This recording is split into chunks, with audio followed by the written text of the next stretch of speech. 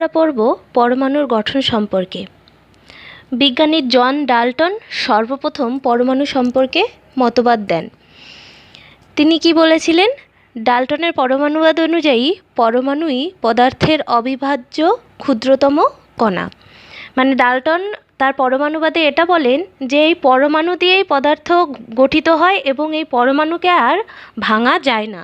কিন্তু পরবর্তীকালে বিভিন্ন গবেষণালব্ধ জ্ঞান থেকে জানা গেছে কি পরমাণু নিজেই ইলেকট্রন, প্রোটন, নিউট্রন ইত্যাদি ক্ষুদ্রতম কণার সমবায়ে গঠিত। এই কণাগুলোকে বলা হয় প্রাথমিক কণা বা মূল কণা। বর্তমানে বিজ্ঞানীরা প্রায় 28 রকমের মূল কণার সন্ধান পেয়েছে। তার মধ্যে কিছু অস্থায়ী, কিছু স্থায়ী এরকম কণা পাওয়া গেছে। তো এখানে স্থায়ী কণা যেমন ইলেকট্রন, প্রোটন, নিউট্রন। অস্থায়ী কণা হলো পজিট্রন, মেসন, নিউট্রিনো এবং অ্যান্টিনিউট্রিনো। আর কম্পোজিট মানে সংমিশ্র, এই অস্থায়ী আর স্থায়ী এর সংমিশ্র হলো ডয়টেরন, আলফা কণা।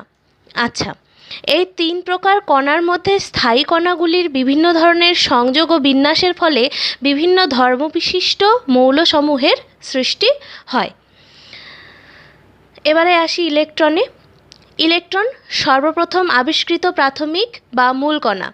বিজ্ঞানী জে টমসন ইলেকট্রন আবিষ্কার করেন।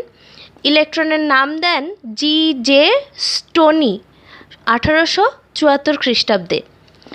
ক্যাথোড রশ্মি উৎপাদনের পরীক্ষার মাধ্যমে ইলেকট্রন পাওয়া যায়। ইলেকট্রনের আধান কত? একটি ইলেকট্রনের নেগেটিভ তড়িৎ আধান বা চার্জ হলো E = 4.8 × 10⁻10 ESU বা 1.602 × 10⁻19 কুলম্ব। ইলেকট্রনের চার্জকে আমরা তড়িতের ক্ষুদ্রতম একক বলে গণ্য করতে পারি। আচ্ছা, তাহলে ইলেকট্রনের ভর কত? ইলেকট্রনের ভর হলো 0.000548 AMU। ঠিক আছে, এবার ইলেকট্রনের চার্জ ও ভরের অনুপাত হলো E/m = 1.76 × 10⁸ কুলম্ব পার গ্রাম। একটি ইলেকট্রনের ভর একটি হাইড্রোজেন পরমাণুর ভরের 1/1837 গুণ। আচ্ছা, এবারে আসি প্রোটন।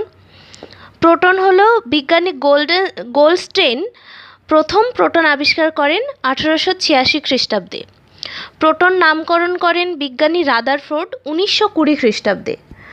প্রোটন যে রশ্মি থেকে পাওয়া যায় তাকে ক্যানাল রশ্মি বা অ্যানোড রশ্মি বলে।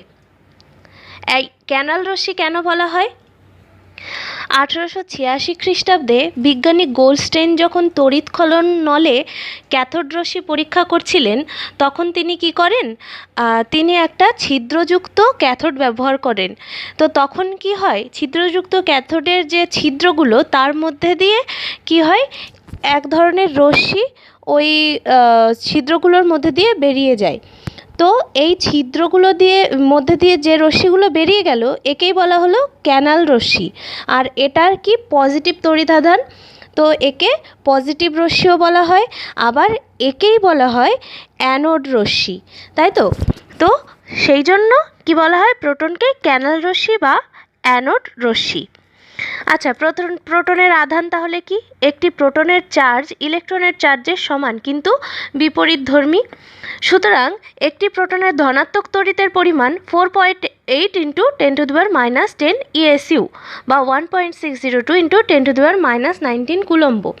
ইলেকট্রনের ক্ষেত্রে সবসময় ঋণাত্মক তড়িৎ আর প্রোটনের ক্ষেত্রে সবসময় ধনাত্মক তড়িৎ। প্রতিটি প্রোটনের ভর 1.6725 × 10⁻24 গ্রাম। একটি প্রোটনের ভর একটি ইলেকট্রনের ভরের প্রায় 1836 গুণ। এবারে আসি নিউট্রনে। বিজ্ঞানী জেমস স্যাডউইক প্রথম নিউট্রন আবিষ্কার করেন কত সালে? 1932 খ্রিস্টাব্দে। নিউট্রনের কোনো তড়িৎ আধান আছে? না, নিউট্রন নিস্তড়িৎ। নিউট্রন কণার ভর হলো 1.675 × 10⁻24 গ্রাম। সাধারণ হাইড্রোজেন পরমাণুতে নিউট্রন থাকে না। যে বিক্রিয়ার দ্বারা একটি নিউট্রন পাওয়া যায় সেটি হলো 4Be9 × 2He4 এখানে আলফা পার্টিকেল দিয়ে যদি আঘাত করা হয় তাহলে 6 12 প্লাস 0 and 1, এটা কি নিউটনের সংকেত। আচ্ছা, এবারে আসি পরমাণুর গঠন সম্পর্কিত কিছু মডেল সম্পর্কে। তো প্রথমে আসি টমসন মডেল। টমসন মডেলে কি, একে কি বলা হয়, পাম্প পুডিং মডেল বা ওয়াটারমেলন মডেল। কারণ যে টমসন মনে করতেন যে ইলেকট্রনগুলো নেগেটিভ চার্জবাহী ভরযুক্ত কণা এবং এগুলো পরমাণুর মধ্যে চারিদিকে ছড়িয়ে ছিটিয়ে থাকে, ঠিক যেমনভাবে একটা তরমুজের মধ্যে তার বীজগুলো ছড়িয়ে ছিটিয়ে থাকে।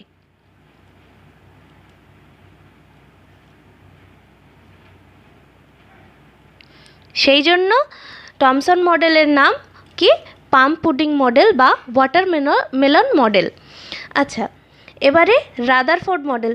রাদারফোর্ড মডেল কি করে, নিউক্লিয়ার থিওরি দেয়।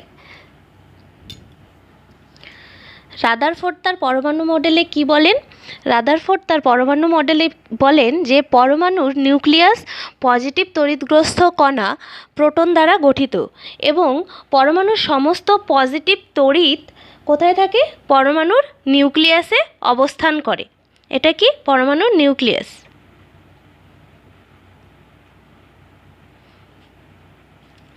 আচ্ছা, আর এই নিউক্লিয়াসের চারিদিকে কি ঘোরে, সবসময় নেগেটিভ আধানযুক্ত ইলেকট্রন কণা সবসময় ঘোরাফেরা করে।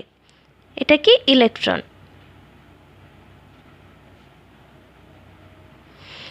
আচ্ছা, এবার আর একটা কথা বলেন রাদারফোর্ড, কি বলেন যে পরমাণুর মধ্যে ঠিক যতগুলো প্রোটন থাকবে নিউক্লিয়াসের মধ্যে, বাইরের কক্ষপথগুলিতেও ঠিক ততগুলো ইলেকট্রন থাকবে।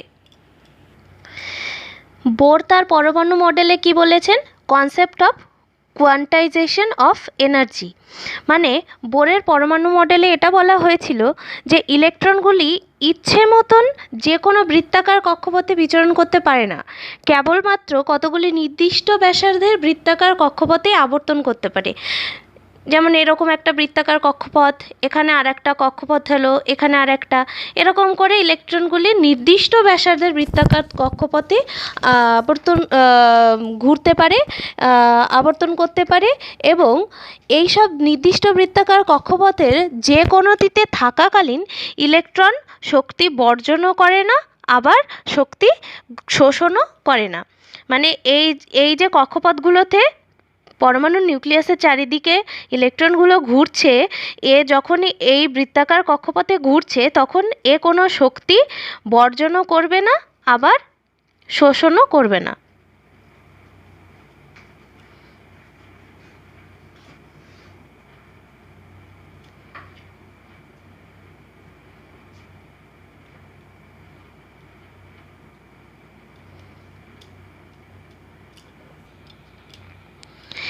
এবারে আছে প্লাঙ্কস কোয়ান্টাম থিওরি।